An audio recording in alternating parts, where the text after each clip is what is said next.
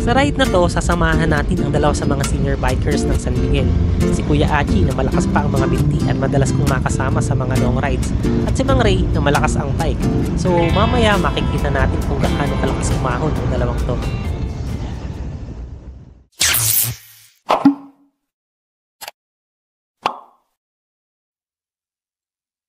Gaya mo, babaha-baha dyan ang pilikal eh, ang pulin mo. Dala yung pang malakasang bike. Oo. Mapapalaban tayo nito. Ay, sigurado yan. Sakli lang po ba iikot? Ewan ko sa kanya, kung saan niya gusto. Mag-arko tayo ng DRT. Naku po, mabigat yun. Pagkagaling tayo ng Cebu. Balik na tayo. Kung sana nakamotor din tayo. Mas mabigat pa yung ahon nung kaysa dun sa inahon natin sa sa Olongapo. Ayoko. Mababa lang pala yung Olongapo na yun, nasa 900 meters lang. Wala lang talagang practice. Oo. Saka mahahaba lang. Oo.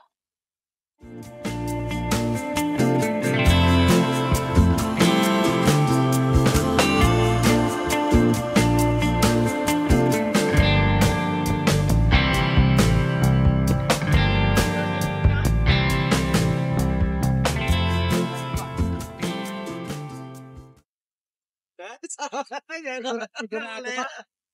Long ride eh. Kay Alec. Ano? Sigurado ni kay Alec. Oo, linggo ngayon eh. Ay, Kausap kami. natin. Hindi, nagkausap May kami. hihintayin pa sana kami na isa pang kasama pero sumama daw ang pakiramdam kaya 3 na lang kaming natuloy.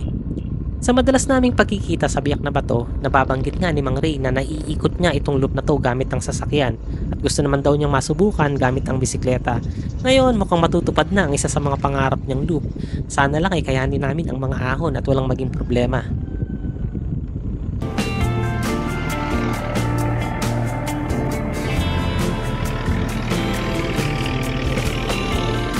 Dito ba na safe lang? Delikado naman kasi dito, dapat di ka na. Nakahingit daw yung nakasunod na kasi malalim.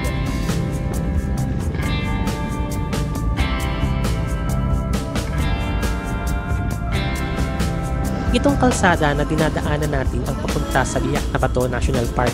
Medyo maayos naman ang kalsada dito. Merong konting sira at itak-itak ang ilang parte. Pero sa sobrang dalas ng pagruta ko dito, halos kabisado ko na kung nasaan ang mga sira at punta sa kalsada, kung saan maraming tao, pati na yung mga bahayan na may nanghahabol na aso.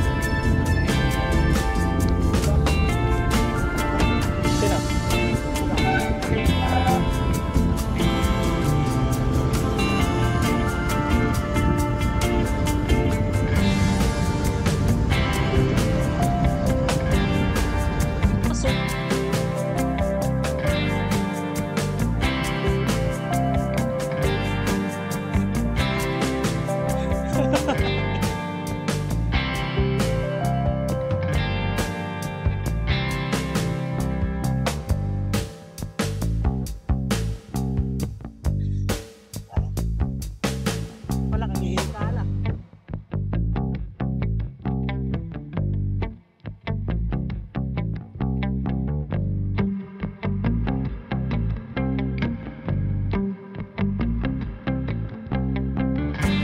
Bahagyang pedal, ang layo nang nararating. So, nandito na tayo sa unang ahon. Sa matagal na panahon, akala ko sakop ito ng San Miguel. Pero itong sitio na to ay sakop pa ng San Ildefonso. At itong kanto sa kanan, ito yung magiging end ng loop natin mamaya. More than 3 kilometers mula dito ang Biak na Bato National Park, pero hindi na tayo bababa sa entrance. Liliko tayo sa kanto Pasibul na may daan papuntang DRT.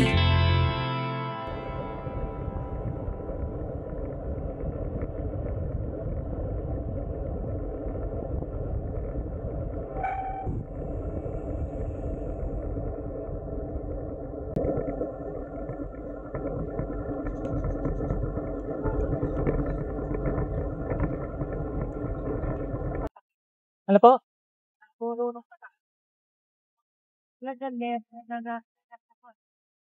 Parang hamog nga lang. Masasabi na mga lulong patak niya. Parang magaan nga yung yung puti, yung ulap. Nga,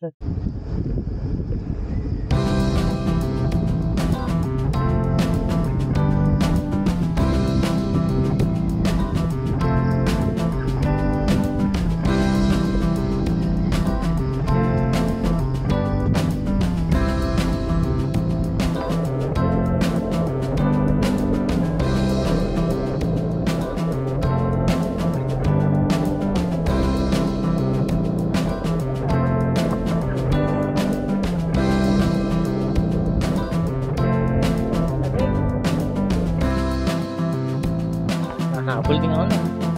Kahit mo kuya. Kakarela. Magugulat siya, abutan siya.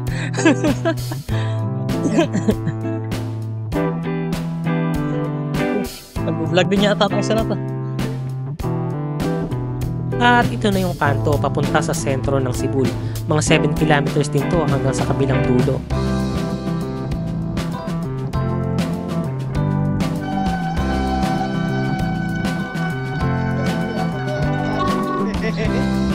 Wala pa, aga siya.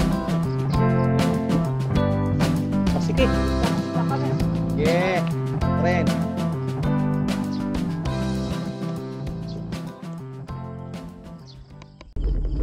Mahigit isang taon na din ang gawin ko ang loop na to. At dahil nga wala din naman akong gagawin ngayong linggo, naisipan kong sumama sa dalawang matitikas na senior bikers ng San Miguel.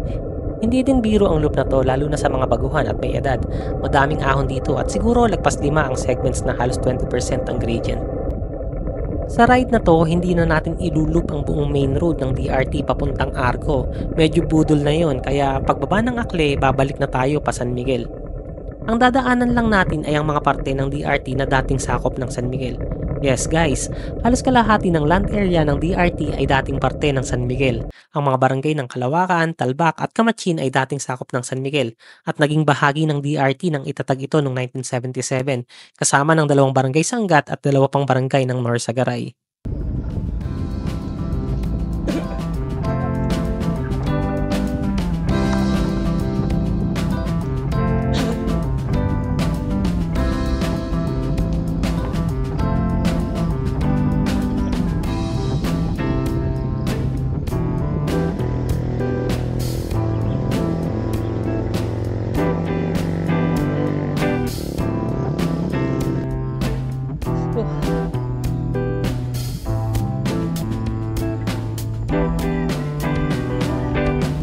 Ruta na to.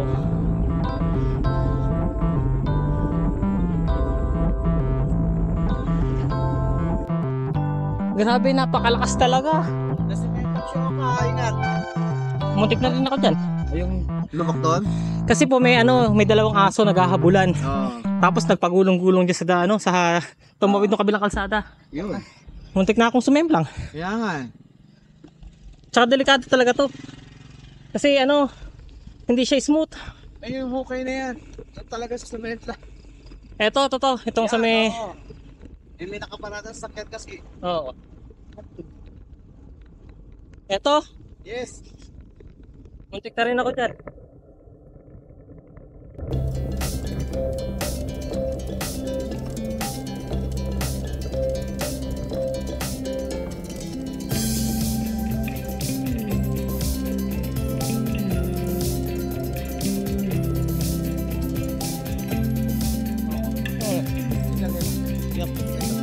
Sino? Papa, isa sa unahan natin. Ah, Sa takboy. oo. Yung papayag ko rin at papa. Ay,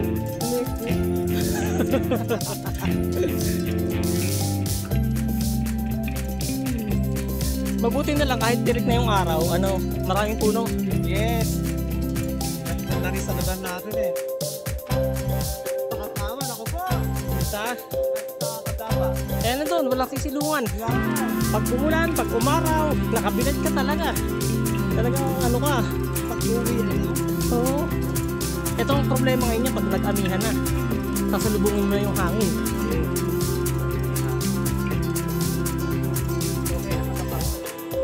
Hindi, pag pauwi nga po pagka nag-amihan. Salubong na sa hangin yun. Yung last pagka na tapos ang bigat pa nung ang bigat pa nung pedal.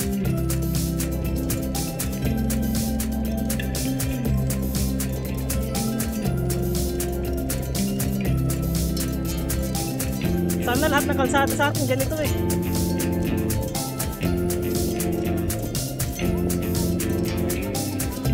Oo, mabilis mabilis umikot. Yun lang kila sa bilihan ng Goto. Yun lang medyo sira dun eh. At saka yung paglagpas pala dyan ng tulay. Ganda ng espalto.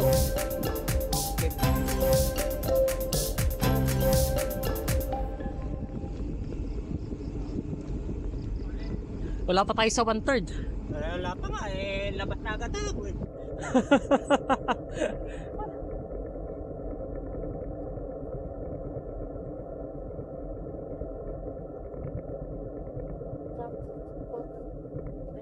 Ba't umarating yung jersey ko? Tapos nag-leads pa kayo. Eh, baka ako maluwa straight naman rin pagka tinanggal na naman ulit. Ah, Wala tinanggal.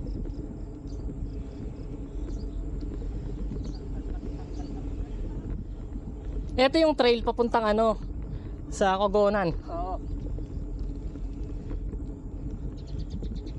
Kaya lang pag tagulan, mahirap magdaan dyan. Oh, pag tagulan, pagkat tag-araw okay diyan.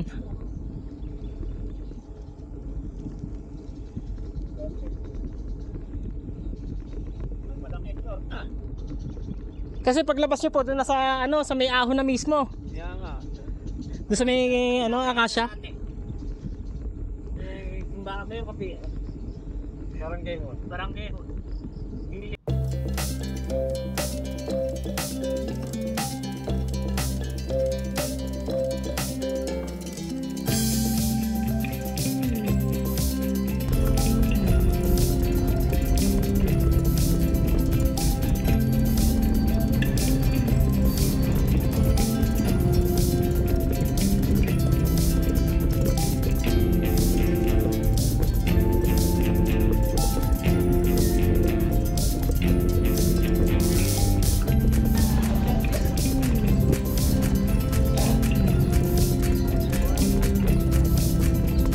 Oh, basahan.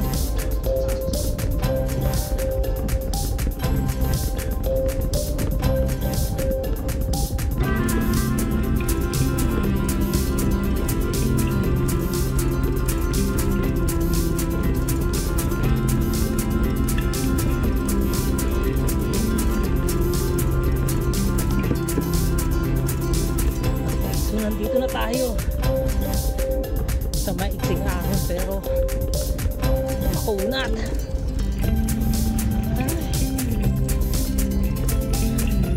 Ay, sinong ahon na to pero sobrang kunat.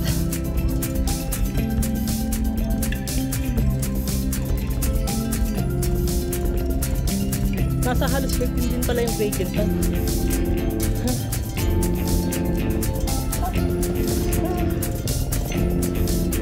Ito yung ano, yung shortcut nung ano, nung trail. Oo, yung kanina.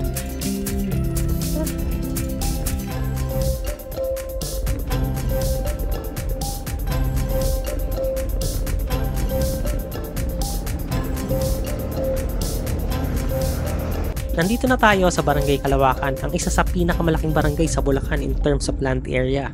Sa sobrang lawak ng Barangay Kalawakan, naka-boundary ito sa dalawang bayan sa Nueva Ecija hanggang sa Dingalan na Aurora. O diba, may trivia ulit tayo. Pag nagkaroon ng pagkakataon, susubukan nating pasyalan ang ginagawang kalsada from Bulacan to Dingalan.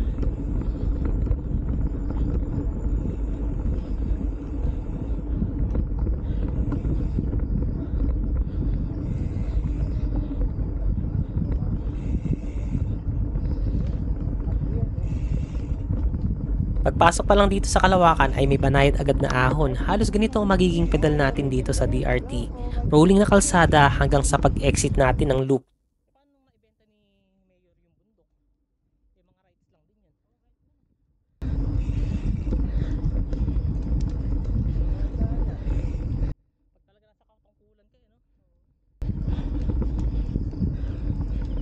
Sa ruta na to, madadaanan din natin ang mga jump off ng ilan sa mga pasyalan dito sa DRT.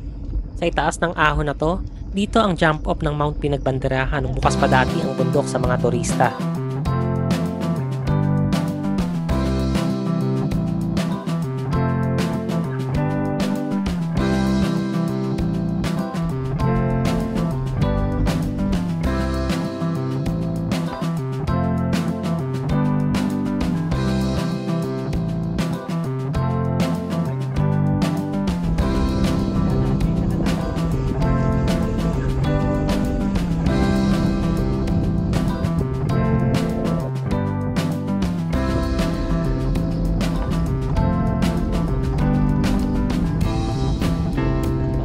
Kahit itong nakamotor na to.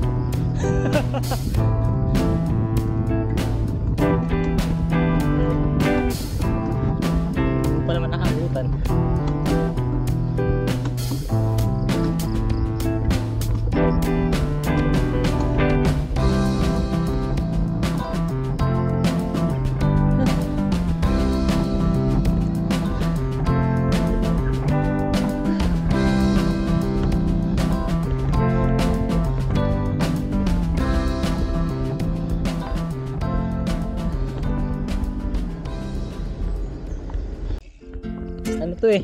Mahabang masyado eh.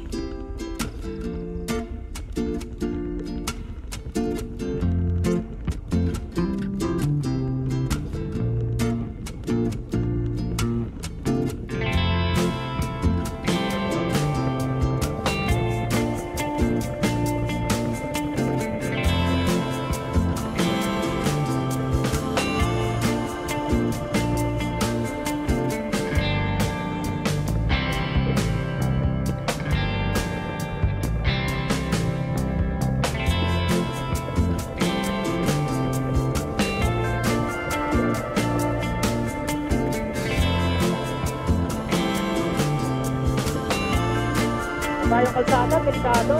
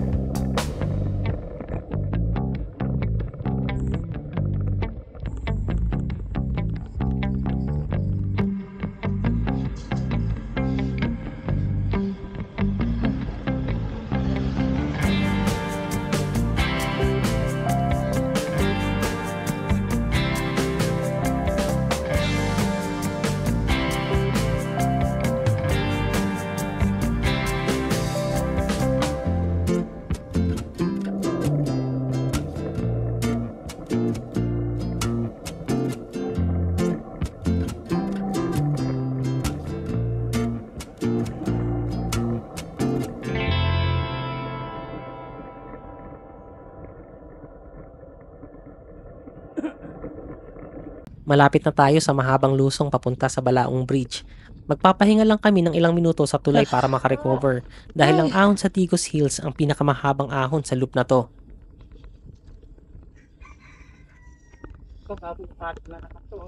Ito yung mahabang lusong. Ingat tayo dito. Tingnan naman, napakabilis na naman niya.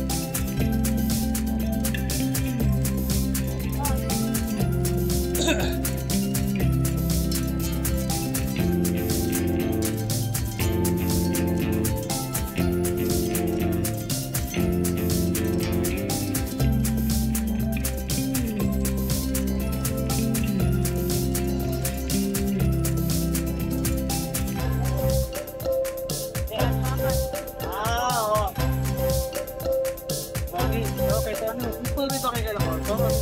Gawin sa lahat. Kayo nung mga tao. So, muna tayo rito. Matalik yan.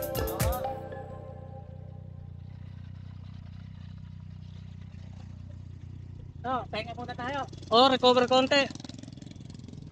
Konting recover lang. Konti lang. Ito yung pinakamabigat na ahon eh.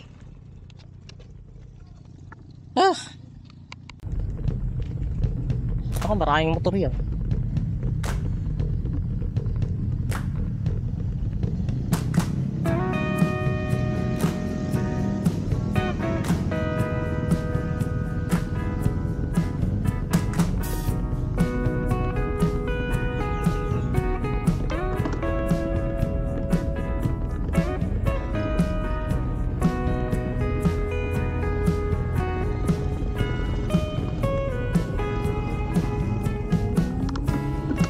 Abate.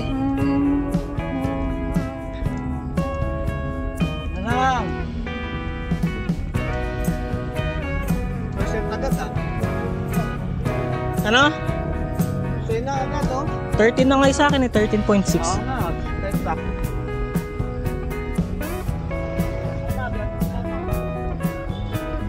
Grabe.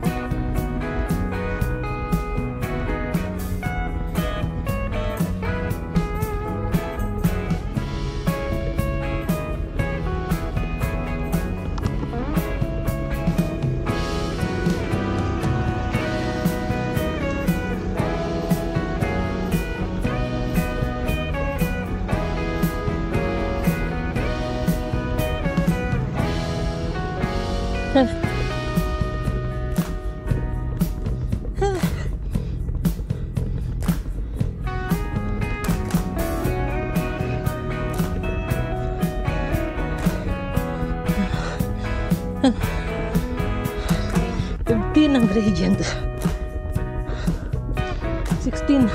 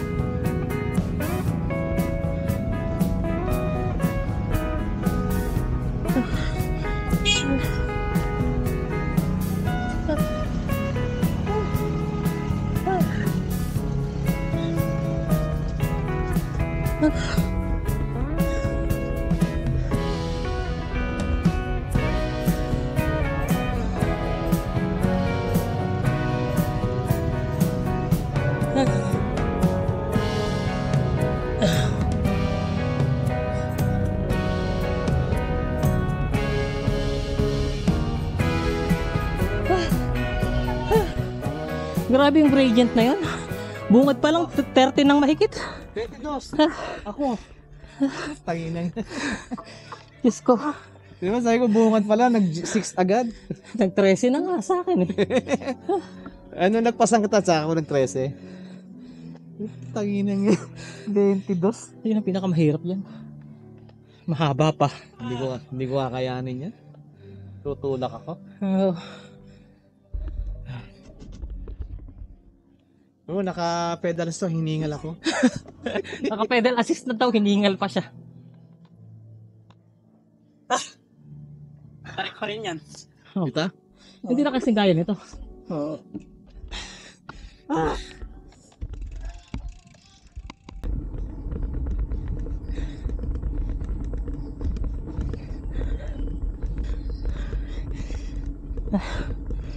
Tigos.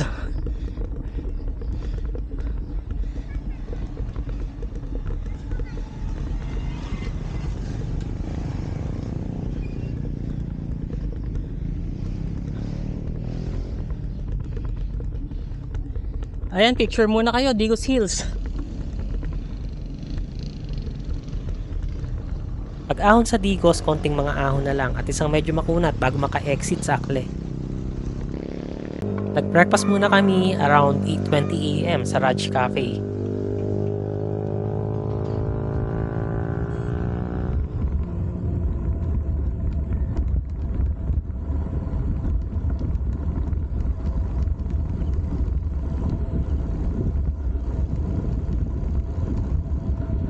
Maayos na din to ah. Sa madaming bayan sa Bulacan na napedalan ko, itong BRT ang may pinakamaayos na main road. Smooth ang kalsada, bagong espalto, konti lang ang dumadaang sasakyan at bonus pa yung magagandang view.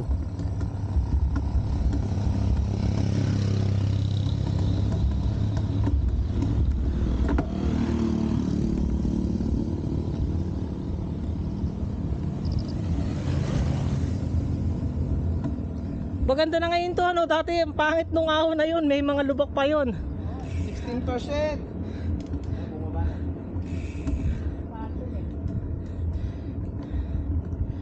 Grabe. Tagal ko din hindi nakaahon dito. Kaya ako ngayon lang uli.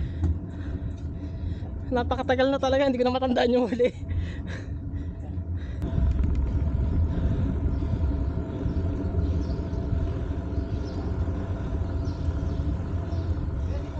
Talbak Elementary School. Grabe talaga yung mga ahon dito, patayan. 16% yun.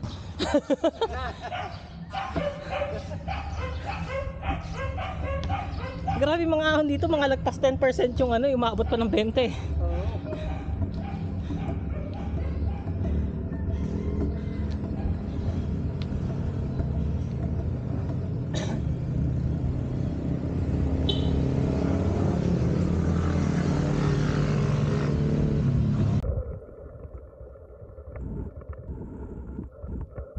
Puro pababa na to ah.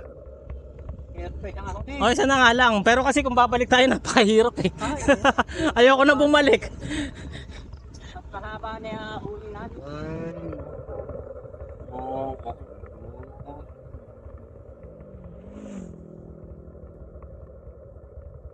Eh dito, hindi mo na kailangan ng pedal assist.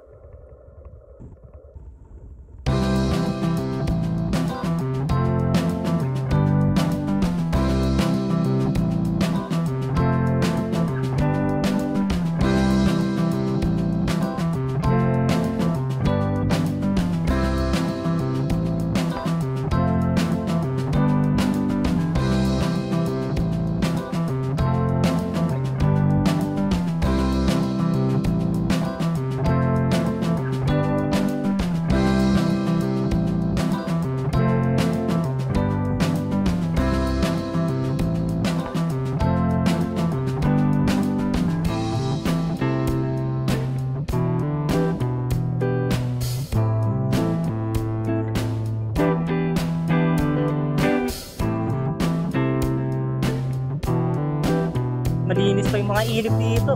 Papaliguan pa ng mga bata. Ganda ng kalsada.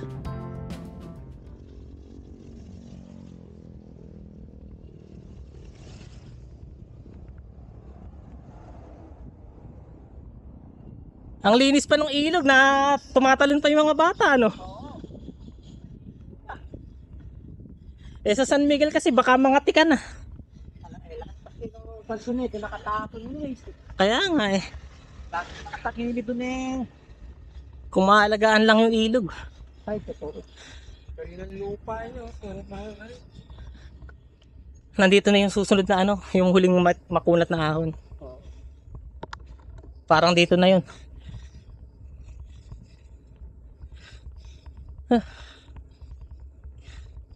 Ito na yata yun eh.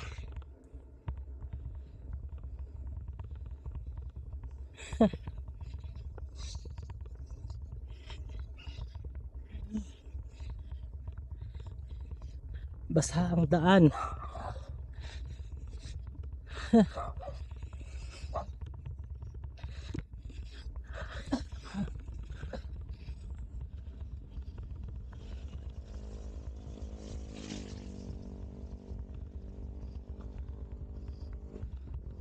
Ito yung makunat, basa pa. Ayan. Ilan ba gradient kasi nito? Bakit ang kunat niya? 8 9 10 11 12 13 14 15 16 17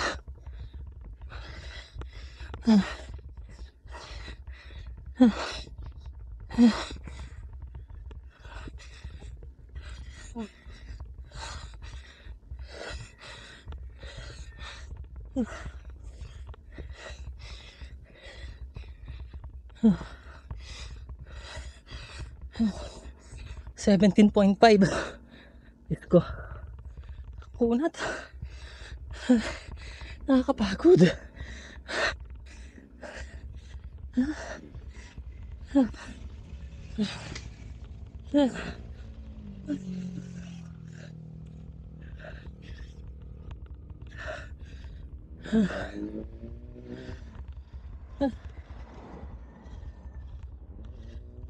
Okay, mula doon sa last ahon na yun,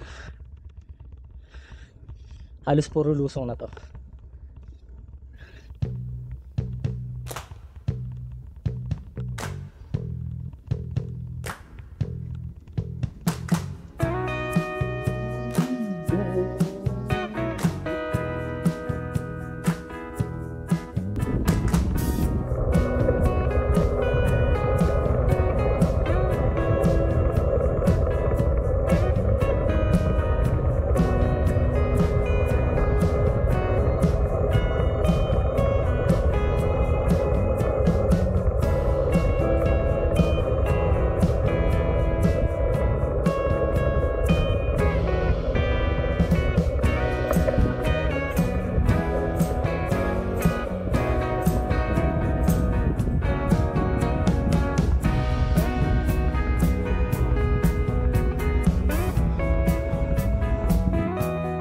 Nandiyan na yung papuntang ano, Kamachin.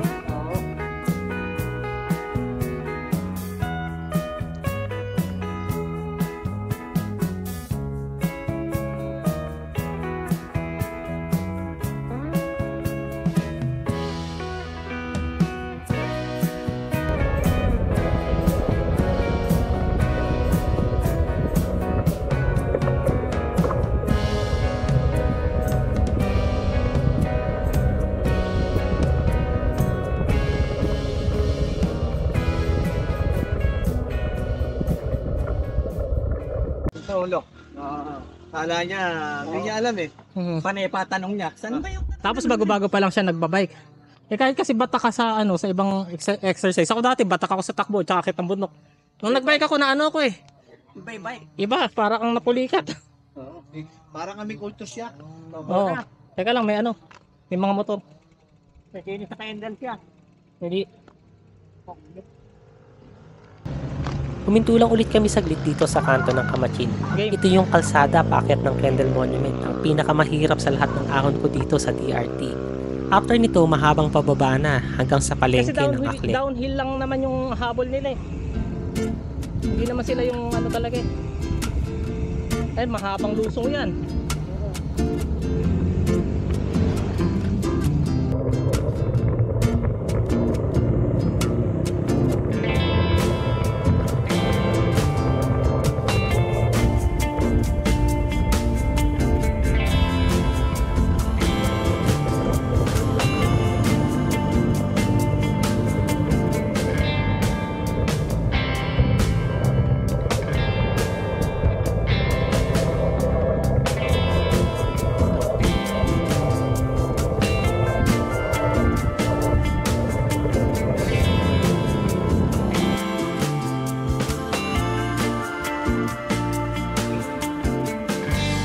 Morning.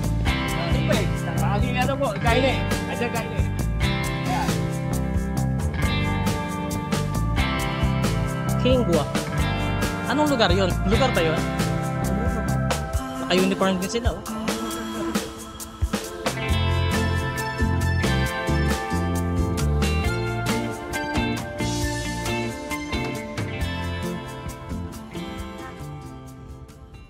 Babalik na tayo ngayon ng San Miguel. Dito tayo dadaan sa gilid ng Eagle Cement na mga less than 10 kilometers at makukumpleto na natin ang loop. Dahil nasa mga dulong barangay ng San Ildefonso ang dinadaanan natin, medyo rolling din ang mga kalsada dito. Hindi lang katulad ng mga ahon natin kanina.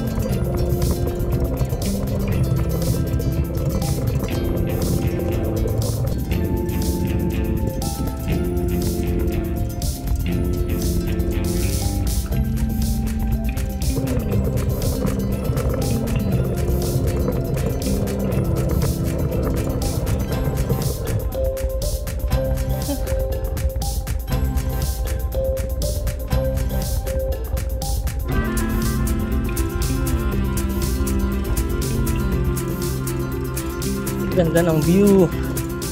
Ayan, puro. Ganda.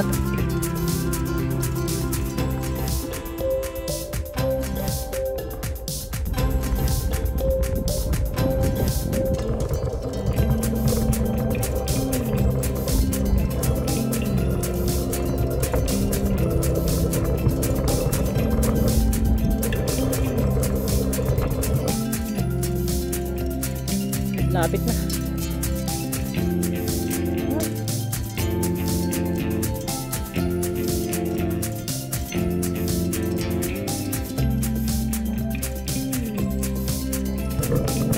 At nandito na tayo sa Sitio Muson. Ito na ang dulo ng loop natin. Hanggang dito na lang muna at maraming salamat.